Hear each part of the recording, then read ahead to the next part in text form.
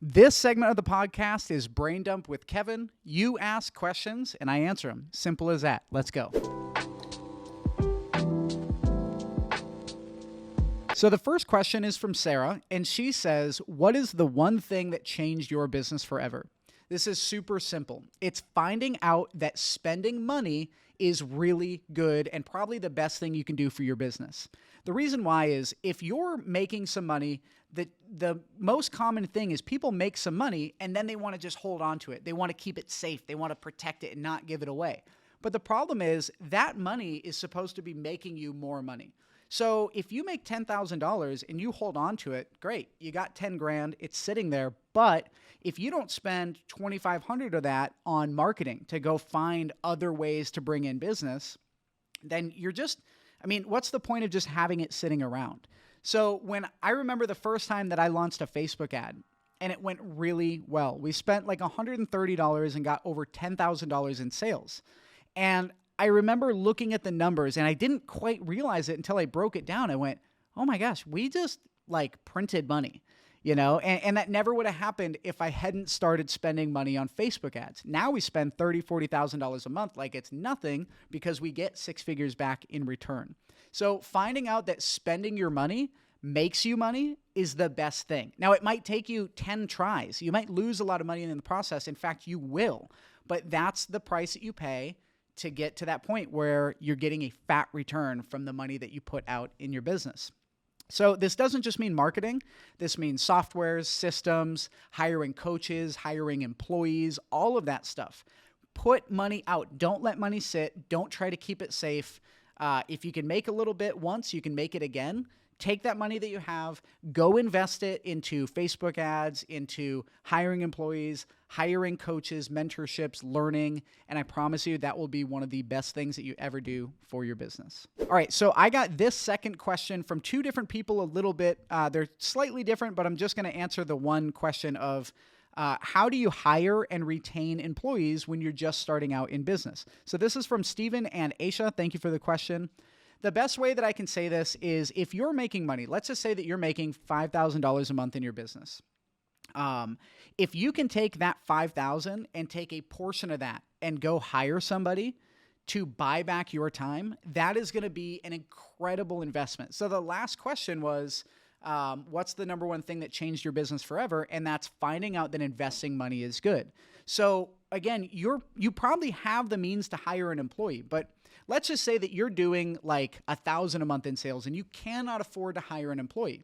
You have to get creative. So bring somebody on in a sales role and give them commission, right? So there's no salary, there's risk that's higher, but the potential is really, really high. So when you're hiring employees, you have to not think from your perspective, you have to think of theirs. And one of the biggest things that I think of when hiring is how am I going to help this person? How am I going to serve this person and provide them value? Because if I'm providing them with value, they're going to stay. And if they're having a return on an investment from what I'm spending on them, then that's going to work for both of us for a long time. The cool thing is once you make one hire and you see that not only bought your time back, but made you more money and you kept your mental energy, it's going to change the game for you. You're going to hire your second, third, fourth, and you're going to keep going really as far as you want. But the biggest thing is just think about what people want, what they need, and genuinely help them. It really helps if they're passionate about whatever you're doing. So for instance, I know that Aisha owns a farm. Aisha, if you're looking to hire somebody that maybe went to school for agriculture or has that kind of green thumb, genuine passion for what they're doing. Don't hire somebody that needs a job. Hire somebody that has a passion. Passion will keep people longer than money. All right, so the third question is from Josh, and he says, what qualities make the best entrepreneur? I think that there's three main ones, and it's hard work, passion, and patience. So hard work, you're going to have to do. Building a business is not easy and it takes time. Now, where the passion and patience comes in, if you're building a business just to make money, if you don't have passion for it, when it gets tough, you're not going to want to do it unless you have an insane why of just the money. But the chances are you are not going to build a business if you don't have some kind of passion for it. So when I built my business, I was helping small businesses save money and make more money with marketing, right? I had a crazy amount of passion. But if I didn't have that passion, I guarantee you I would not have made it past the first year because I would have been like, fuck this. I'm not making money. I'm getting shit on all day and I'm wasting all of my time. Why don't I just go get a job? But the patience and the patience is what got me to the point now where we're doing a couple million a year. So if you don't have passion and patience, don't even jump into it. So find a way to provide value to the marketplace with your passion, have patience, and work like a motherfucker. Connor says, is investing in real estate worth it? Now, quick disclaimer, I have put every dollar that I've made back into either my business or other businesses I've invested in.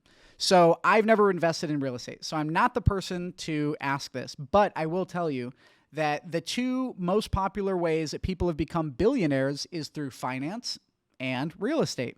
So I think there could be something else, but I think the two most popular ones are finance and real estate. So what I would do is I would go find somebody that is making money investing in real estate, like a real estate agent, somebody who owns multifamily, something like that. I would ask them how they got to where they are, and then I would try to work for them or shadow them because people love teaching people others, especially if you're passionate and curious about what they made money in. So Connor, my advice to you is go find somebody who's making a fuck ton of money in real estate, ask them how they did it, and try to copy what they did. Chances are the formula will work. So I would say, yes, investing in real estate is a great idea, but you got to do it right, and you got to learn from somebody that has actually done it, which isn't me. So go get it. All right, and the last question is from Aisha, and she says, how do you handle work-life balance when running a new and thriving business? Now, there's two things that dial into this answer. Number one is obviously passion, right? If you have passion for what you're doing, you don't need that many breaks. You love what you're doing. I love creating videos like this. It's a lot of hard work. It is a lot of hard work, and you don't realize how much money, time, and effort goes into it. But I'm passionate about it, and I love what I do. Number two is wherever your business is located, you need to be able to love where you live. So I moved from Boston to San Diego because I didn't want a vacation to Miami, or I didn't want a vacation to Europe or wherever, right? I wanted to live somewhere that I wanted to vacation. So if you love where you live, like I live in San Diego, you know what I'm doing today? Anything I want. I'm going to go down to the beach. I can go jet skiing. I can go on a boat. I can do all of these things that I would only do before when I was on vacation. So if you have passion for what you're doing, that's going to help you with the work-life balance because that's your life. You love it. And if you love where you live, you don't need to go off and take vacations because after you're done with the day, you can go out, relax, go put your feet in the sand, or if you live in a mountainous area, go on a hike, whatever. Just love where you live and have passion for what you're doing. This has been Brain Dump with Kevin Pheley. I hope you got value from this.